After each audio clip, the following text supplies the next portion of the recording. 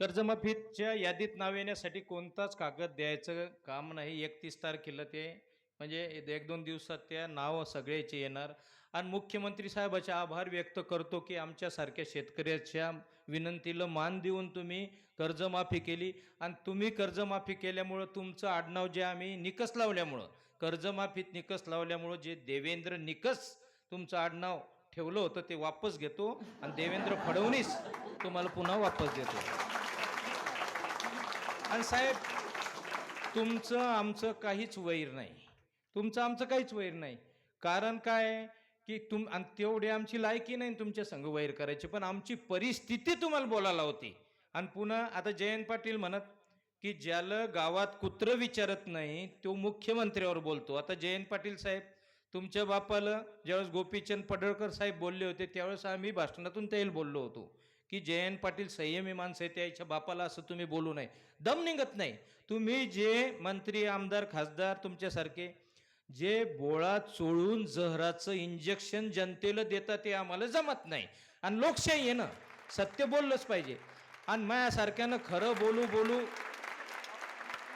माझ्या जवळचे माणसं लय दूर गेले, पण मला त्याचं गम नाही. मला आता माझ्या घरात 6 माणसं आहे, हात हात उच्च आहे माझ्यापेक्षा आणि सगळ्यात गरीब मीच आहे.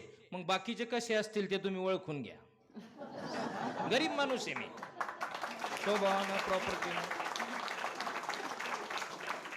आता काय होतं, तुम्ही भास्कर पेरे पाटलाच्या कामाला काही चॅलेंज आहे का? पण भास्कर पेरे पाटील कोणत्याही आमदाराला उलट करणारा माणूस आहे, इतका फेमस आहे, तरी त्याच्या गावात पोरगी निवडून येऊ दिली नाही लोकांना. इंदोरीकरला पण त्याच्या गावातले लोक वाईट म्हणतात, त्याच्यात त्याचा दोष आहे का? नाही. आता मी माझ्या गावातल्या माझ्या भागातल्या तालुक्यातल्या बेवड्याला म्हणलं बा पिऊ नको, ते म्हणतो तुझ्या बापाची पितो का?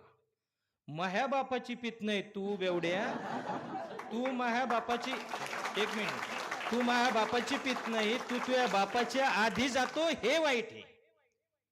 आणि दुसरी गोष्ट तू ही बायको नाहीतरपणी विधवा करतो ही त्याच्याहून वाईट आहे. आणि तिसरी गोष्ट तू लेकरू अनाथ होऊन दुसऱ्याच्या पुढं हात पसरवतो हे त्याच्यापेक्षा वाईट आहे.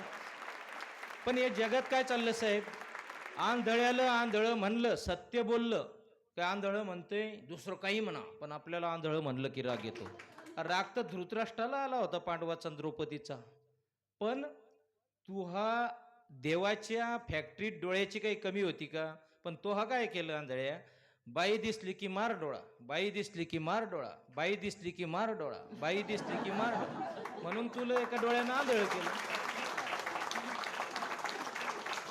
आता एखादा आंधळ बापाचं नाव बदलून मला कमेंट टाकल तुझ्या बहिणीवर डोळा मारला का? हो, माझ्याच बहिणीवर मारला तो. त्याचं कारण सांगतो, मही बायको सोडून ज्या जगातले इतर माऊल्या आहेत त्या सगळ्या माझ्या बहिणी आहे ना, मग अप्रत्यक्षरित्या माझ्या बहिणीवरच तो डोळा मारला,